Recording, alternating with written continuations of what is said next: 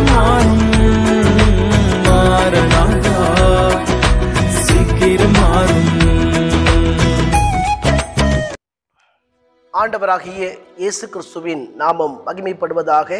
August மாத வாக்குத்தத்த செய்தியின் மூலமாகவும் 1951வது காலை மன்னா மூலமாகவும் உங்களை சந்திப்பதில் மிக்க மகிழ்ச்சி அடைகிறேன். தேவனாகிய கர்த்தர் 7 மாதங்கள் கிருபையாய் பாதுகாத்தார்.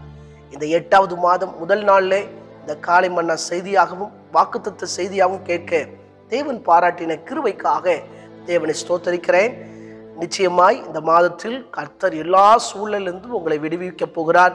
நீங்கள் எதிர்பார்த்து கொண்டிருக்கிற நன்மைகளை இந்த மாதத்தில் செய்ய போகிறார். தொடர்ந்து நாம் யாருக்காக எதற்காக இந்த நாளில் ஜெபிக்க வேண்டும் என்று சொன்னால், காலை மன்னா நேயர்களுடைய குடும்பங்களுக்காக ஜெபிக்க வேண்டும். அவர்களை தேவன் ஆவிக்குரிய விதத்திலும் உலக வாழ்விலும் ஆசீர்வதித்து உயர்த்தும்படியாக, எந்த விஷயத்தில் எந்த தேவைக்காய் காத்திருக்கிறாங்களோ அதில் ஒரு அற்புதம் நடக்கும்படியாக ஜெபிப்போம். தேவன் பெரிய காரியங்களை செய்வாராக. இந்த நாளிலும் இந்த மாதத்துக்கான வாக்குத்தத்த செய்தியாக தேவன் நினைப்பூட்டின காரியத்தை சொல்லும்படி விரும்புகிறேன். மத்தேயு எழுதின சுவிசேஷம் 7ஆம் அதிகாரம் 7வது வசனம். கேளுங்கள், அப்பொழுது உங்களுக்கு கொடுக்கப்படும்.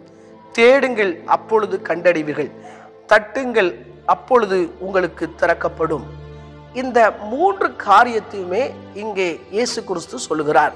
முதலாவது கேளுங்கள், 2வது தேடுங்கள், 3வது தட்டுங்கள். இந்த 3ம் எதை குறிக்கிறது என்று சொன்னால், ஜெபியுங்கள், ஜெபியுங்கள், மறுபடியும் ஜெபியுங்கள். ஒருவேளை நீங்க சொல்லலாம், இத்தனை வருஷம் நான் ஜெபிச்சுக்கிட்டே இருக்கிறேன், இந்த விஷயத்துல நன்மையே நடக்க மாட்டேங்குது, இனியே ஜெபிக்கவா? ஒருவேளை நீங்க சோர்ந்து போய் இருக்கலாம். ஆகவே தான் லூக்கா எழுதின சுவிசேஷம் 18ஆம் அதிகாரம் 1ஆம் வசனத்தில் சொல்லப்பட்டிருக்கிறது, சோர்ந்து போகாமல் எப்பொழுதும் ஜெபம் பண்ணுங்கள்.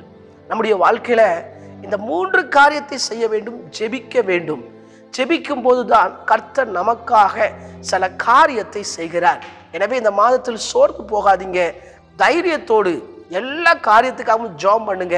இது நமக்கு ஒரு ஜெபிக்கிற மாதமாக இருக்கிறது. தனிப்பட்ட விதமாக குழுவாக சபையில போய் குடும்பத்தோடு ஜெபம் பண்ணுங்கள். நிச்சயம் உங்க ஜெபத்துக்கு பலன் உண்டு. வேதாகமத்திலே தானியேலின் புஸ்தகம் 9ஆம் அதிகாரம் 3ஆம் வசனத்திலே தானியேலுடைய ஜெப வாழ்க்கையை பற்றி சொல்லப்பட்டிருக்கிறது.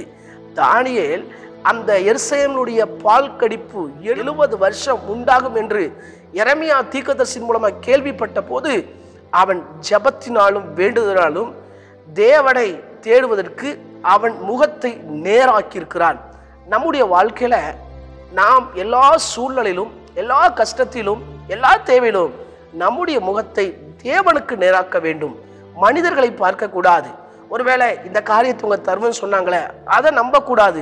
இயேசு கிறிஸ்துவிடம் நம்முடைய காரியங்களை சொல்லி ஜெபிப்போம் என்று சொன்னால் நிச்சயமாய் நமக்கு கொடுக்கப்படும், கண்டடைய முடியும்.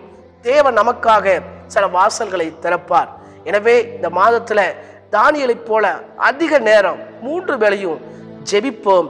ஜெபத்தின் மூலமாய் எல்லாவற்றையும் பெற்றுக்கொள்ள முடியும்.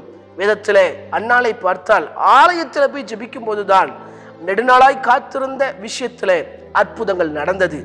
அவள் தன் முகத்தை தேவனுக்கு நேராக்க போய்தான் அவளுடைய வாழ்க்கையில சாமுவேலை பார்க்க முடிந்தது.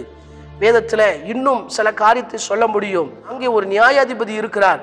அந்த நியாயாதிபதிக்கு அந்த விதவை சொல்ற காரியத்துல மனதிறங்க இடம் இல்லை.